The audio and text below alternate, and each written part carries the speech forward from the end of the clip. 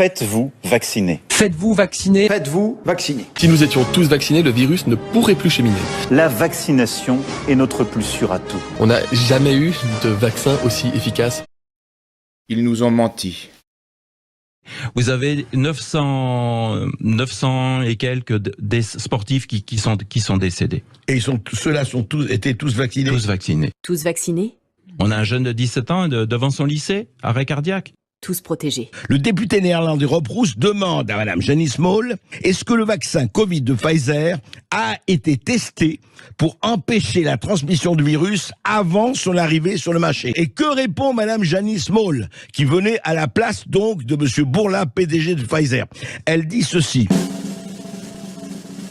No, we had to really move at the speed of science. Non, nous devions vraiment avancer à la vitesse de la science. La vaccination empêche la transmission. Non. No. On sait maintenant que les vaccins préviennent la transmission. Mais qui est de protéger les autres. No. Hallucinant. Quand vous êtes vacciné, vous ne risquez pas de contaminer les autres. Non. No. Ils nous ont maltraités. À chaque fois, quand je mets bien mon masque, y a la buée dans les lunettes. Et c'est vraiment gênant. On a du mal à respirer et puis quand on parle, on s'entend moins. Je dois toujours porter le masque tous les jours à l'école pendant des heures et des heures. Je peux même pas aller chez ma voisine. On peut même pas discuter. Je suis toute la journée renfermée là-dedans. C'est pas une vie à 97 ans. C'est vrai que c'est à cause du virus. Oui, mais je comprends bien. Mais ma voisine n'a pas le virus et puis moi non plus. Les enfants aimaient tous les jours, c'était l'un, c'était l'autre. On a des personnes qui sont mortes de tristesse, non pas du Covid, mais de tristesse. Ils nous ont volés. Parce que vous avez peur de tout perdre aujourd'hui ? Ah, moi, je perds tout. Je perds tout. J'ai mis toutes mes économies dans mon affaire. Tout ça boue. On est troisième fois où on ferme. Infernal. Où on se fout de nous, carrément. Bernard, vous n'avez plus aucun revenu aujourd'hui. J'ai plus rien. Il me manque une porte, une code pour me pendre.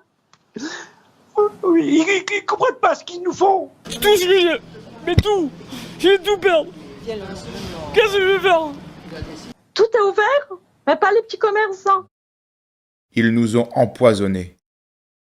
Et puis en août, quand j'ai fait mon deuxième vaccin, une semaine plus tard, je me suis retrouvée avec 18 jours d'hémorragie. Quand je veux dire hémorragie, je me suis vidée de mon sang. C'était affligeant. J'ai vu des caillots, des choses sortir de mon corps à me demander si mon corps se décomposait. Et j'ai dû mener cette bataille toute seule jusqu'à découvrir qu'en fait, mon médecin m'a répondu que c'était un effet normal. Une réaction normale post-Pfizer. Puis j'ai été voir mon gynécologue qui lui aussi m'a dit que c'était un effet normal. 3 semaines de règles, de façon hémorragique, 1 semaine de répit et ça recommence. Donc je suis épuisée. Ma gynéco ne sait même pas quand est-ce que ça va s'arrêter. Ça peut s'arrêter du jour au lendemain comme jusqu'à la ménopause. Donc j'ai que 38 ans. Je me demande quelle sera ma vie parce que je suis déjà épuisée, ça fait même pas 1 an. Et aujourd'hui, je n'arrive plus à marcher, j'ai mal partout, ma colonne vertébrale me brûle en permanence. Et je tremble des fois, mes jambes elles bougent toutes seules et c'est vraiment compliqué à vivre. Et les médecins ont diagnostiqué une maladie cousine de Guillain-Barré qui serait liée au vaccin. Ça, c'est les médecins qui vous l'ont dit ? Oui, c'est la neurologue et c'est écrit noir sur blanc sur le papier. On nous a caché le fait que ce n'était pas un vaccin qui était sûr et efficace, qui avait une innocuité et une sécurité, puisque aujourd'hui on est des centaines de milliers de personnes touchées. Et quand la pharmacienne m'a dit de toute façon on est obligé de se faire vacciner puisque nous sommes tenus par la loi de le faire, donc tu vas devoir le faire quoi qu'il arrive. Et je l'ai fait, j'ai fait la 3e dose. Et là, ça a été le début de l'enfer pour moi. Ma vie, elle a complètement basculé. Juste après l'injection, j'ai commencé à ressentir des douleurs qui montaient. Alors au début, en fait, je me réveille le matin et je vois du lait qui sort de ma poitrine alors que j'ai pas allaité depuis 3 ans et demi. Donc je commence à paniquer. Et puis, je prends ma douche et là, je vois des taches noires qui devraient pas être là. Et là, on m'annonce que j'ai une encéphalomyélite myalgique. Donc, c'est une maladie neurologique multisystémique qui atteint le système immunitaire, le cerveau et tous les organes. Et c'est une maladie qui est incurable, pour laquelle il n'existe aucun traitement. Comment vous pouvez convaincre ce matin ceux qui nous écoutent d'aller tout à l'heure se faire vacciner? Je leur dis on a un vaccin qui est plus efficace. On a 3 ans de recul. On sait qu'on n'a pas d'effet secondaire. Quand vous entendez Aurélien Rousseau, le ministre de la Santé, cette semaine, qui dit qu'il n'y a pas d'effet secondaire à la vaccination du Covid. On n'a pas d'effet secondaire. Est-ce qu'il a raison de le dire comme ça? Sur le fond, non, il n'a pas tout à fait raison. Je suis le papa de Mélanie Massip, qui est décédée le 7 août 2021. C'est vrai. 48 heures après la vaccination, elle a eu un arrêt cardiaque. Elle a été amenée à l'hôpital de la Péronie à Montpellier. Elle a tenu 24 jours. Pas. 24 jours. Est-ce que ça a été prouvé que c'est directement le vaccin qui... Non, ils ne veulent pas le prouver. À la fin, ils nous ont dit mort naturelle. Mort naturelle. Et c'est pas possible. 48 heures à 16 ans, 48 heures après la vaccination, c'est pas possible. Elle allait fêter ses 16 ans. Elle était à 2 jours de fêter. Assiste-t-on à une surmortalité mondiale? Alors, en ce qui concerne la France, l'INSEE vient de donner les chiffres et ils sont étonnants.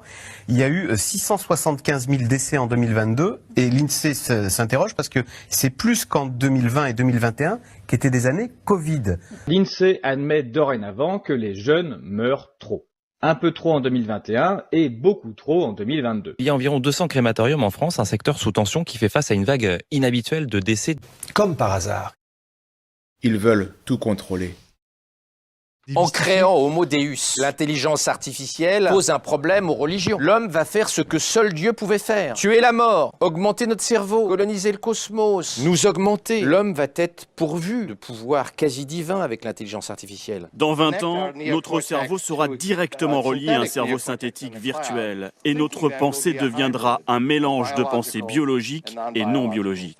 Un corps robotisé, une conscience reprogrammée pour devenir immortel. Le problème, c'est changer l'homme. Lisez bien ce qu'ont écrit les dirigeants de Google. Ils sont messianiques, ce ne sont pas seulement des entrepreneurs. Cette révolution, quatrième, je l'appelle, va changer tous les secteurs industriels, ça va changer nos marchés d'emploi, notre système d'éducation. Je crois que nous ne sommes pas conscients de l'impact et de la vitesse que cette révolution va avoir.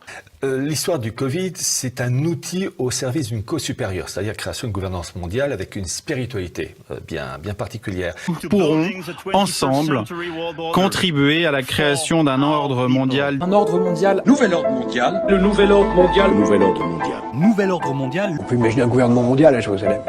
L'ordre mondial. Nouvel ordre mondial. A new world order. Établir un nouvel ordre mondial. Il faut viser le gouvernement mondial. On va vers ça. Are we ready for a new world order? Leur intérêt, c'est la concentration du pouvoir. Leur intérêt, c'est la prise de pouvoir politique mondiale. L'idée derrière l'expression Great Reset, c'est tout simplement que le Covid a changé le monde, on va donc devoir s'adapter, et l'expression a donc été complètement détournée par les conspirationnistes qui y voient un projet caché. Ce qu'il est écrit dans ce livre, c'est la mise à bas un peu de démocratie, une société de la technosurveillance en réalité. Oui, c'est ça, c'est une étatisation complète et qui va restreindre pas seulement nos libertés économiques, mais aussi les libertés fondamentales. Est-ce qu'on doit être plus contraignant? Et donc, nous allons mettre en place une organisation à travers ce que j'appellerais un pass sanitaire. Est-ce qu'on doit mettre des mesures de contrôle? C'est-à-dire, on va demander à ce que d'abord les gens s'enregistrent. Des mesures pour faciliter le système d'alerte, pour commencer à aller vers de la stratégie, soit de contrainte, qui puisse être enregistrée avec un code, soit de rationnement. Et nous avons obéi. En l'hommage de mon fils unique, Frédéric Merle, 41 ans, qui est décédé le 10 avril 2021 suite à la première injection d'AstraZeneca. Ce vaccin, qui s'est comporté comme un véritable poison, a généré chez lui de multiples thromboses atypiques, dont une au cerveau qui lui a été fatale en quelques heures. Et il n'est malheureusement pas la seule victime des vaccins anti-Covid. J'appelle la population à ne pas céder à la panique qui est insufflée depuis plus d'1 an par le gouvernement et par les médias aux ordres. Nous sommes toutes et tous des cobayes entre les mains des laboratoires pharmaceutiques soutenus par notre gouvernement. Et interrogez-vous, pourquoi cette vidéo pourrait-elle être censurée? Qui peut-elle déranger?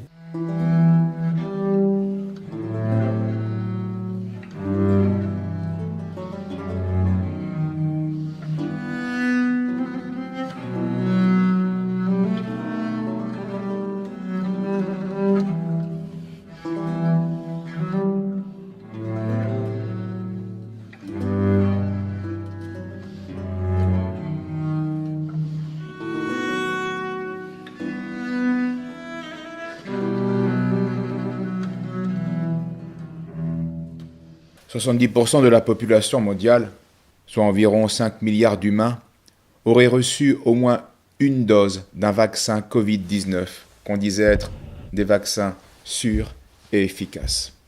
3 mots, 3 mensonges. Il s'agissait d'injections géniques expérimentales, dangereuses et inefficaces. Le professeur Denis Rancourt a résumé cette imposture en une phrase. Imaginez un vaccin tellement sûr que vous devez être menacé pour le prendre, contre une maladie si mortelle que vous devez être testé pour savoir si vous l'avez. On a transformé un événement semblable à une grippe saisonnière inoffensive pour 99% de la population en l'opération psychologique et de propagande la plus massive de l'histoire de l'humanité. La plus grande expérimentation jamais organisée. La campagne la plus massive et concentrée de vaccination jamais réalisée. La plus grande fraude transformée en plus grand crime contre l'humanité jamais commis. Comme le remarquait le philosophe Alexis Hopf, être contraint de s'injecter un produit expérimental pour garder ses libertés individuelles, c'est être dans un régime totalitaire. Et ne pas le voir, c'est être dans le déni. Le monde se divise donc désormais en 2 catégories. Ceux qui croient encore au récit sur le Covid et ceux qui se disent « Quoi ? Des gens y croient encore ?» Ce livre s'adresse à ces 2 catégories. En offrant une synthèse puisée aux meilleures sources, elle permet de mesurer l'ampleur inédite de l'imposture, mais aussi de se préparer aux prochaines épreuves qui ne manqueront pas. Un bilan de l'opération Covid-19 était nécessaire pour saisir l'origine du mal et pour en tirer des leçons salutaires. Un homme averti en vaut 2. Donc on va analyser comment ils sont morts et de trouver ce qui est commun à tous les décédés avec l'autopsie, mais aussi avec ce qui est arrivé autour. Comment ils sont morts. L'autopsie, choc total. Des veines et des artères et des trucs qu'on n'a jamais vus, avec des longs fils en plastique, avec des matières qu'on n'a jamais vues ou qu'on a trouvées. Personne n'a pu décrire jusqu'à aujourd'hui ce que c'est. Que la logique de la scène de crime, il est parfait. Et donc, quand tu regardes les autopsies et tu regardes moi j'appelle ça la symptomatologie du décès, c'est-à-dire comment il est tombé, et il y a des typologies qui se ressemblent.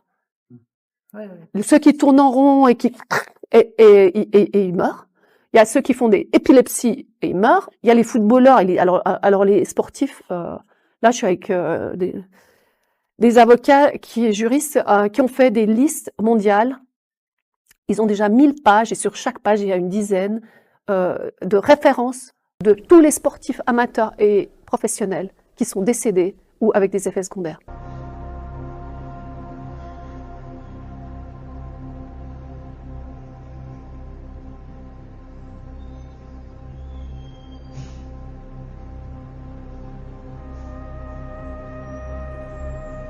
Une femme âgée est décédée dans ce qui semble être le premier cas en Australie du Sud de coagulation sanguine fatale causée par le vaccin Covid d'AstraZeneca.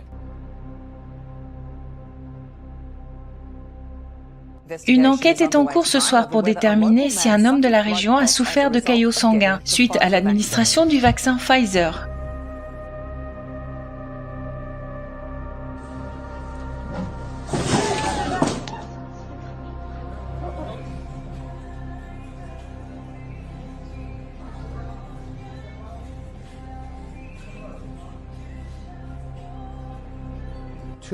2 enseignants qui ont travaillé à l'école primaire Solomon pendant plus de 20 ans sont décédés subitement cette année scolaire.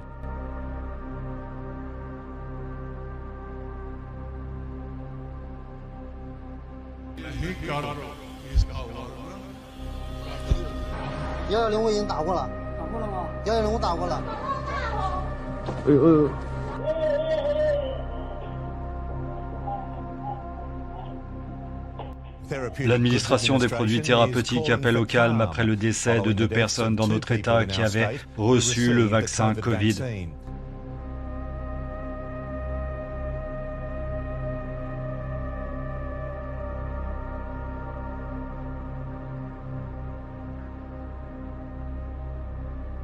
Colette Bain, l'élève athlète du lycée de Woodgrove, est décédée de façon inattendue.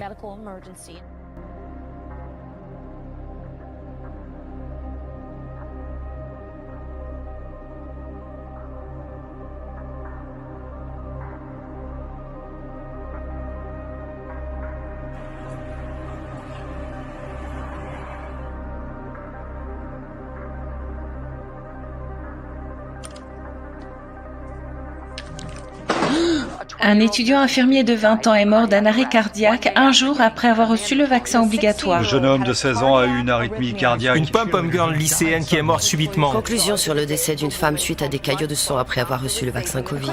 L'homme est en soins intensifs ce soir souffrant d'un caillot de sang après avoir reçu son AstraZeneca. Un homme de la région a souffert de caillots de sang à cause d'une obstruction dans une artère. Les experts médicaux confirmant que le décès d'une femme de la côte centrale est probablement lié au vaccin.